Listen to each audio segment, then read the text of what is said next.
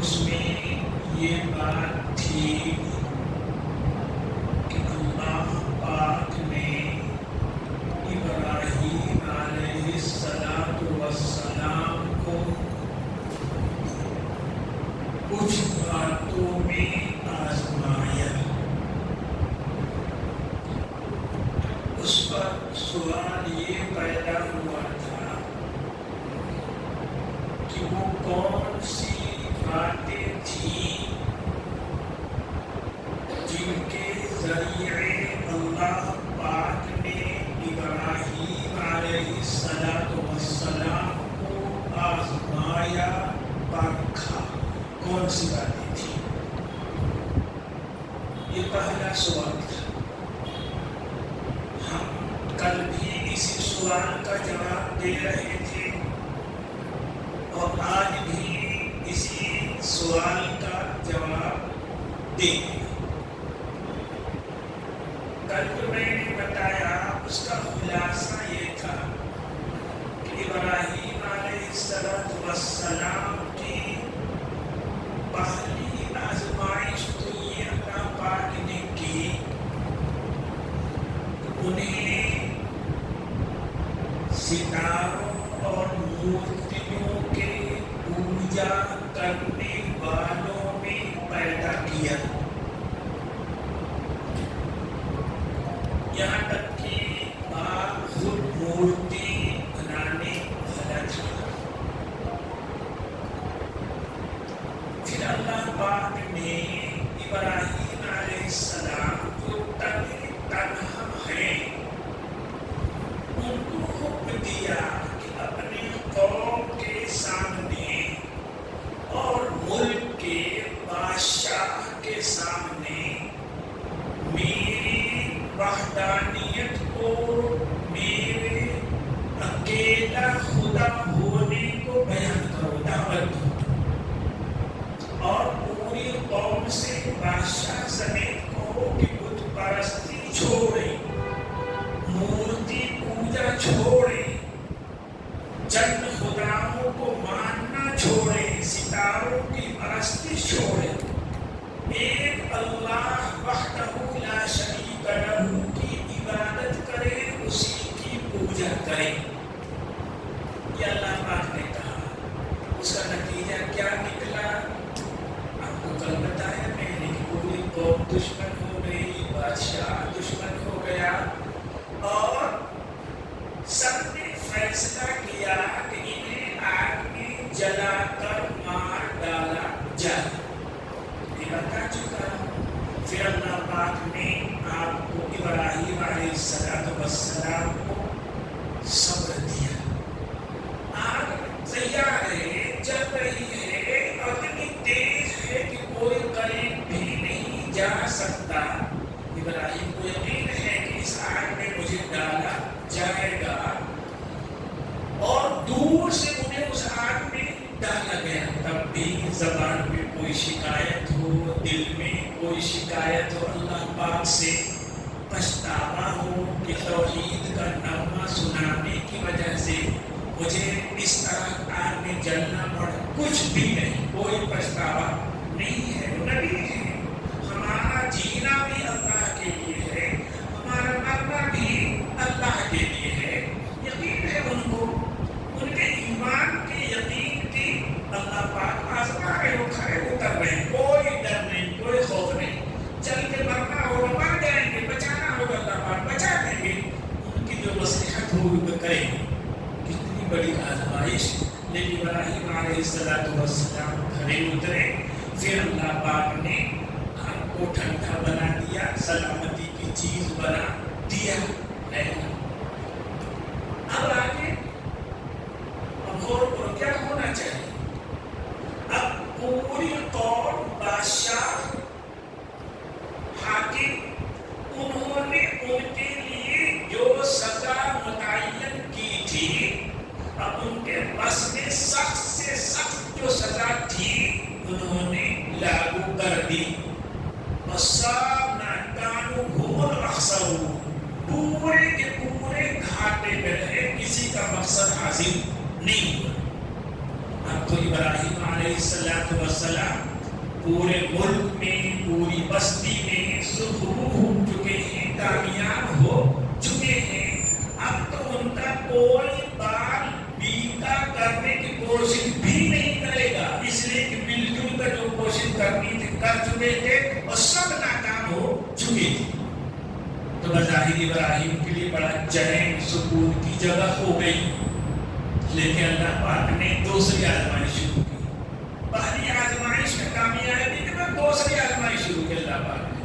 क्या कि अपना देश छोड़ दो, अपना मुल्क छोड़ दो। इराक यही उनका आबाई मुल्क है, यही का बादशाह था नमरूद।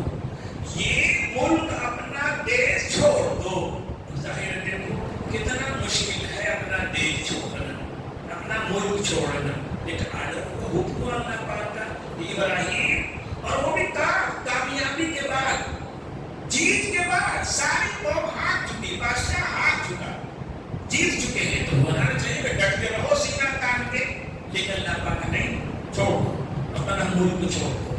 इब्राहिम अलैहिस्सलाम ने छोड़ दिया मुल्क, चले गए। हुक्म दिया गया था कि मुल्क शाम चले गए, बीवी बच्चों को लेकर के मुल्क शाम चले गए। अब एक चीज समझने की आपकी, अल्लाह पाक ने इब्राहिम अलैहिस्सलाम को जीत देने के बाद, फतह व कामरानी देने के बाद वहां रहने देना चाहिए था। क्यों मुल्क छोड़ने का हुक्म दे दिया? ये बात सोचने की है ना, क्यों मुल्क अब छोड़ने का हुक्म दिया? तो भाइयों, अंबिया अल्लाह की तरफ से एक दावत लेकर आते हैं। वो दावत ये है कि दीन हक को मानो, अल्लाह को मानो, बातिल दीन को, गलत दीन को छोड़ो। इब्राहिम अलैहिस्सलाम इस बस्ती में बरस ये दावत देते रहे, कोई ईमान लाने के लिए तैयार नहीं हुआ, बाप भी ईमान लाने के लिए तैयार नहीं हुआ। तो नबियों का मकसद तो लोगों को राहे खुदा पे लाना है, शैतानी राह से हटा कर दे खुदाई राह पे लगाना है, जहन्नम के रास्ते से हटा करके जन्नत के रास्ते पे डालना है। ये मकसद है। जब ये काम यहाँ नहीं हो पा रहा है तो फिर यहाँ रहने का फायदा क्या है? हम और नबी अकरम सल्लल्लाहु अलैहि वसल्लम नबी बनने के 13 साल बाद, 13 नबी बनने के बाद 13 साल तक मक्का में दीन की दावत देते रहे, लोगों को इस्लाम की तरफ, दीन हक की तरफ बुलाते रहे। चंद लोग जो मुसलमान हो गए थे, उनको छोड़कर कोई मुसलमान होने के लिए तैयार नहीं हुआ। तो अल्लाह पाक ने 13 साल आजमाने के बाद, परखने के बाद हुक्म दे दिया, मक्का छोड़ दीजिए, चले जाइए मदीना। ये हिजरत हर नबी को करनी पड़ी है, अपना मुल्क वतन हर मुल्क छोड़नी पड़ी। समझ में आता है कि मुसलमान को अल्लाह की राह में अपना तन बदन वतन छोड़ना पड़े, तब भी मुसलमानों को इस आजमाइश में खरा उतरना चाहिए। दीन अल्लाह हमारे लिए सब कुछ है, दीन ही हमारे लिए सब कुछ है।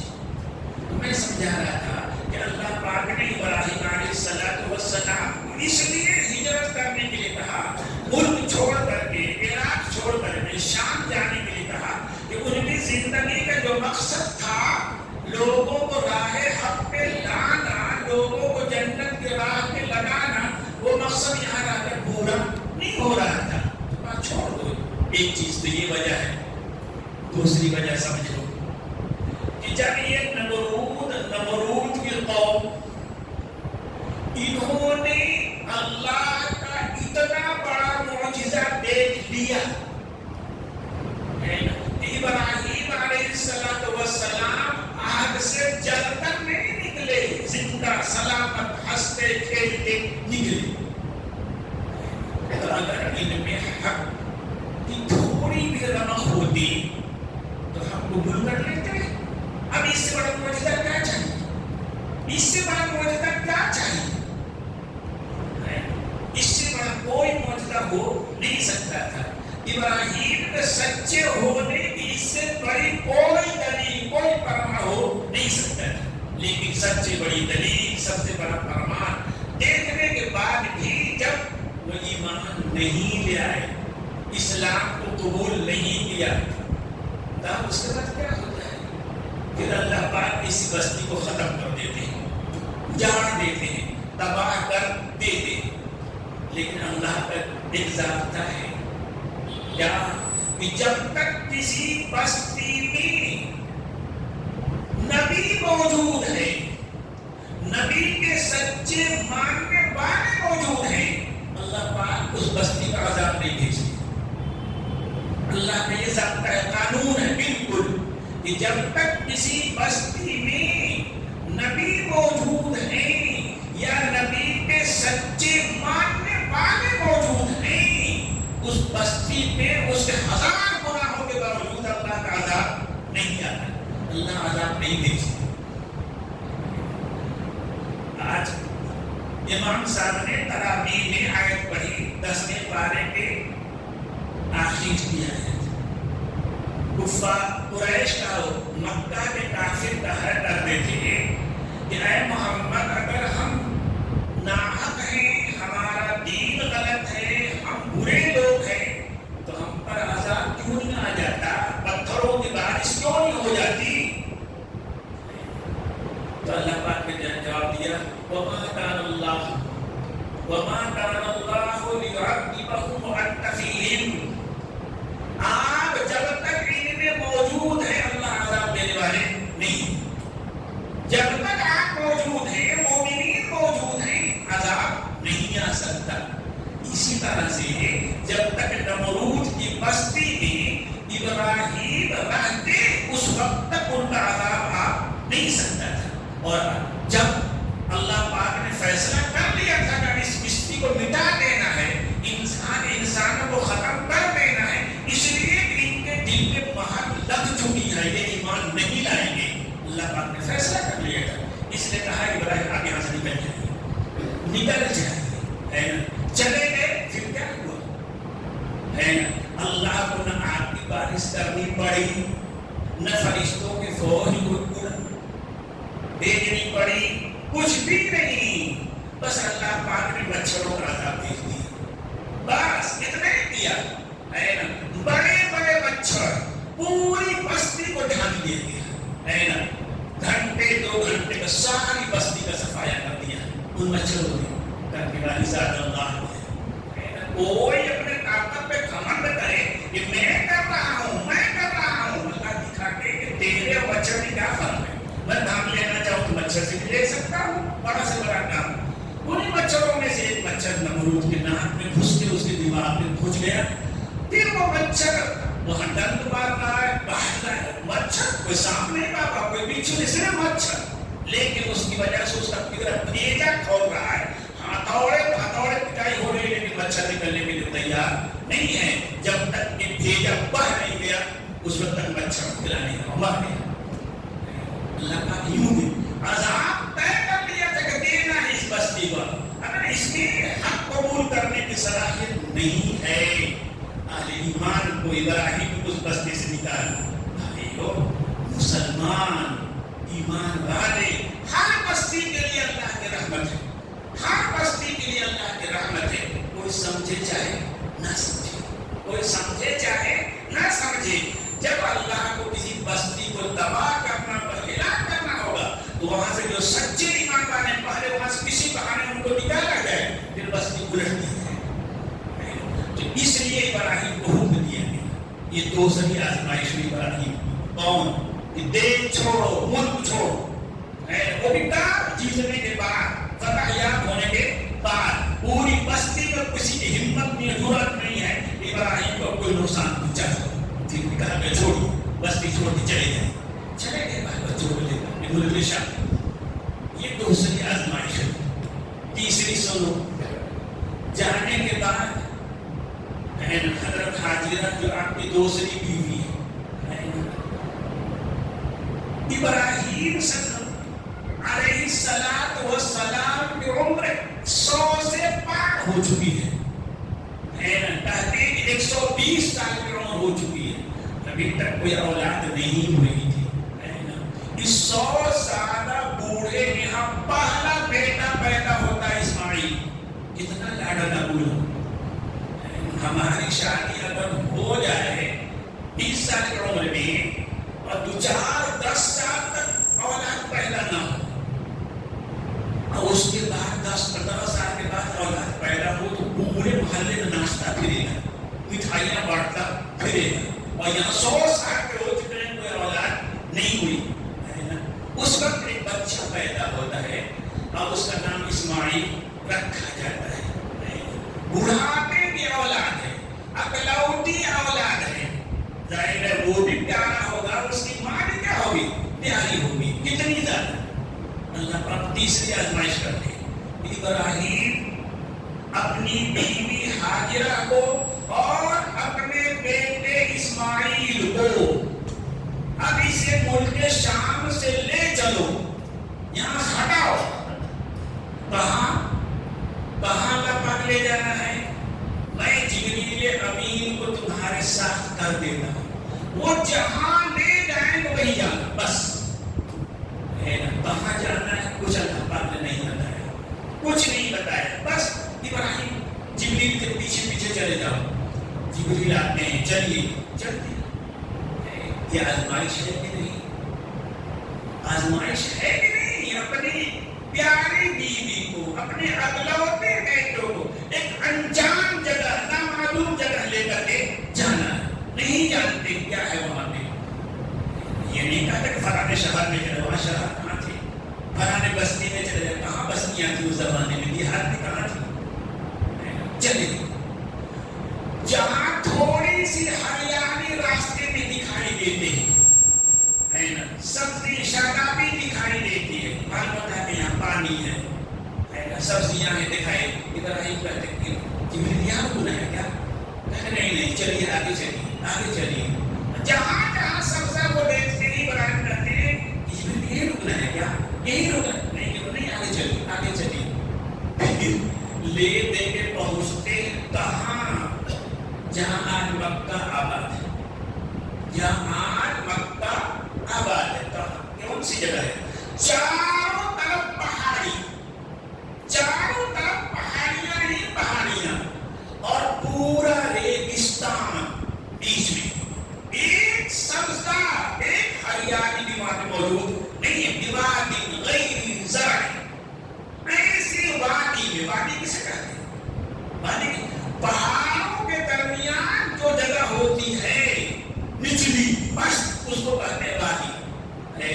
بارش میں بھر جائے گی پانی سے، بارش نہیں ہے کہ بالکل سوکھی ریت، ایسی جگہ لے جا کر کے جبریل کہتے ہیں کہ یہاں رکنا ہے۔ ابراہیم کہتے ہیں یہاں رکنا ہے؟ کہاں؟ رب کا حکم ہے؟ ہاں یہی حکم ہے۔ کہتا ہے اچھا ہے، آزمائش اللہ پاک نے آزمایا، پرکھ یوں اللہ پاک آزماتے ہیں، پرکھتے ہیں۔ بھائیوں ہم سمجھتے ہیں کہ مسلمان ہے تو جنت سے ہمارے لیے نعمت ہی اترے گی، نہیں، اللہ پاک اپنے بندوں کو آزماتے ہیں، پرکھتے رہتے ہیں، ہے نا؟ رہ گئے آگے چوتھی آزمائش شروع ہوتی ہے۔ کچھ دیر کے بعد ساتھ میں پانی لے گئے ہیں، اشکیزہ میں پانی بھر کر لے گئے ہیں، وہاں پانی کو ہے نہیں، وہی پانی پیتے ہیں پیتے ہیں، کچھ کھجوریں ساتھ میں وہی کھا کر جی رہے، بس وہاں بہت زیادہ راہ جمع نہیں ہو سکتا تھا، ہے نا؟ ایسی جگہ آباد ہے۔ کچھ دن کے بعد ابراہیم کو حکم ہوتا ہے، ابراہیم اب بیوی کو اور اس اللہ نے دودھ پیتے بچے کو چھوڑ کر چلو چلو ملک شام، وہاں لوگ موجود ہیں، وہاں تم کو دعوت دینا ہے، یہاں تو کوئی ہے ہی نہیں، یہاں کیوں رہو گے؟ چلو حکم ہوتا ہے چلو جاؤ یہاں سے، بیوی کو چھوڑ کر، ہاں چھوڑ کر، بچے کو چھوڑ، ہاں چھوڑ کر جاؤ، ہے نا؟ ایسی جگہ چھوڑ دینا جہاں چاروں طرف پہاڑیاں ہی پہاڑیاں ہوں، ریت ہی ریت ہو، ایسا بھی نہیں کہ حاجرہ جو ہے کچھ کر کے سبزی اگا لیں، ایسا کچھ بھی تو نہیں ہے وہاں، ایسی جگہ اللہ پاک چھوڑنے کو حکم دیتے ہیں۔ ابراہیم فوراً وہاں سے چل دیتے ہیں، پلٹ کر بیوی کی طرف دیکھا بھی نہیں، اپنے بچے کی طرف بھی نہیں دیکھا، فوراً شام کی طرف چل دیتے ہیں۔ بیوی پوچھتی ہے کہ کہاں جا رہے ہیں، کہاں جا رہے ہیں؟ چپ، کوئی جواب نہیں، مڑ کر دیکھتے بھی نہیں ہیں۔ اللہ یوں آزماتے ہیں بابا، تب دیتے ہیں وہ، ہے نا، تب دیتے ہیں وہ، سمجھ میں آئے گا۔ پھر بیوی حاجرہ نے اخیر میں کہا کہ کیا اللہ نے آپ کو یہی حکم دیا ہے؟ تو نے کہا نعم، ہاں اللہ نے یہی حکم دیا ہے۔ کوئی بات نہیں، کوئی بات نہیں، اللہ خود ہماری حفاظت کرے گا۔ نبی کی بیوی ہے، نبی کی بیوی ہے، وہ اس طرح ہی جواب دے رہے ہیں، کوئی بات نہیں۔ جب اللہ پاک نے یہاں چھوڑنے کے لیے کہا تو وہی رزق دیں گے، وہی ہماری حفاظت کریں گے۔ چلے اب 2 دن 4 دن ہوتے ہوتے بجلی تک پانی ختم ہو گیا، کچھ بھی نہیں بچا، خود بھی پیاسی ہے، دیکھو آزمائش ہو رہی ہے نا، ختم ہو گیا نہیں ہے نا۔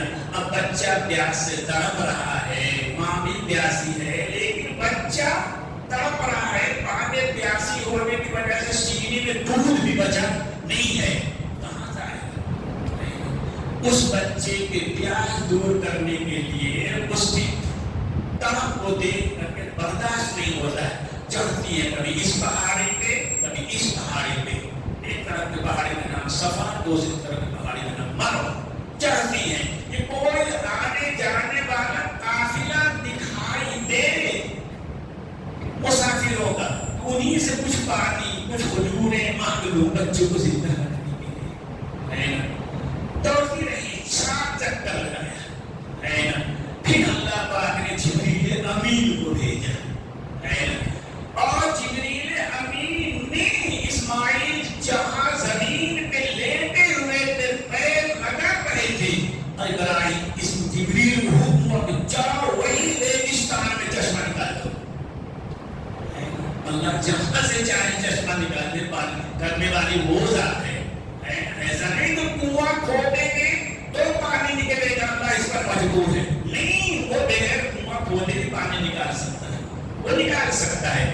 ایسا نہیں ہے کہ کوئی زرخیز زمین ہو وہاں کھودے تو پانی نہیں، ریگستان میں بھی وہ پانی نکال سکتا ہے، ریگ سے نکلا، اور پھر اتنا نکلا کہ 23,000 برس ہو گئے، لیکن پانی ہے بھی ختم ہی نہیں ہو رہا، سارے جہاں میں جا رہا ہے۔ دیکھنے والی ذات اللہ کی، دیکھنے والی ذات اللہ کی، کرنے والی ذات اللہ کی، یہ ہو رہا بابا آزمائش۔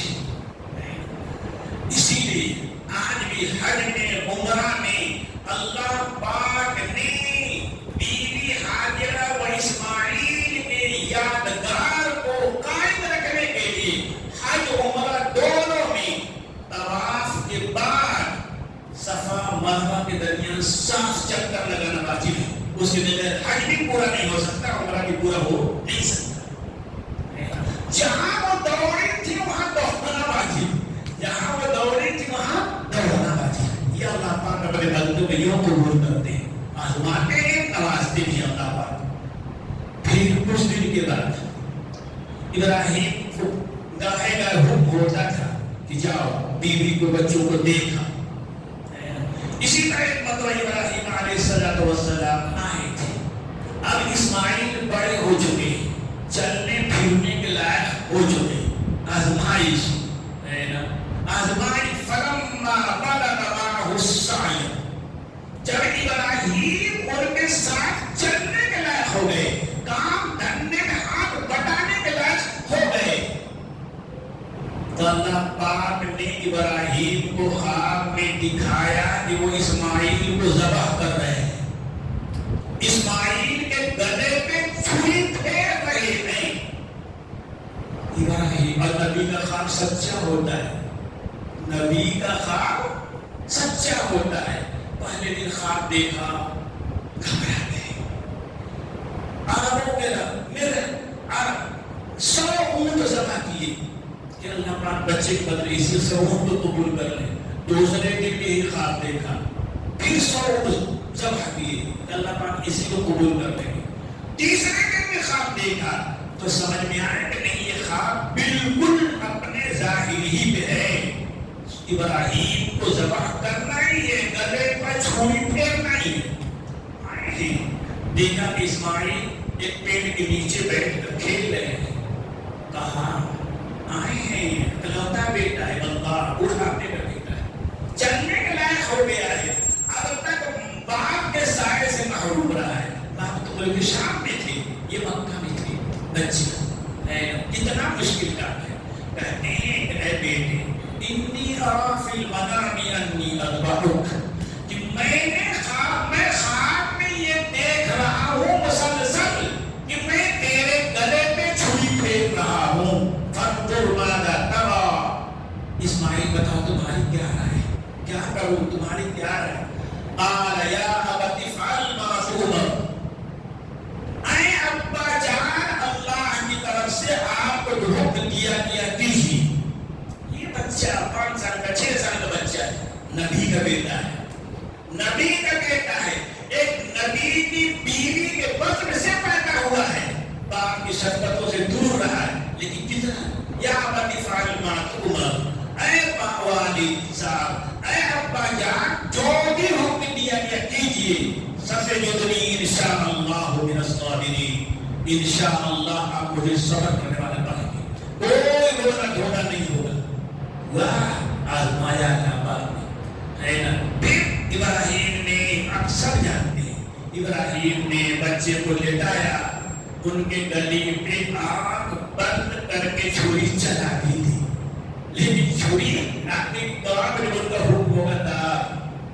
اللہ پاک دکھا رہے ہیں کہ وہ جو کہہ رہا تھا نمرود کہ میں جلاتا ہوں, میں مارتا ہوں, تلوار سے کسی کو قتل کر کے, تلوار قتل کرے گی تو جب میں آگے دوں گا, میں حکم دوں گا, ہے نا. اس تمہارے کہنے سے تلوار نہیں تھی, گلے پہ معصوم بچے کے گلے پہ تیز دھار چھری چل رہی ہے, لیکن گلا ہے کہ کٹنے کا نام ہی نہیں لے رہا ہے. خواب پورا ہو گیا.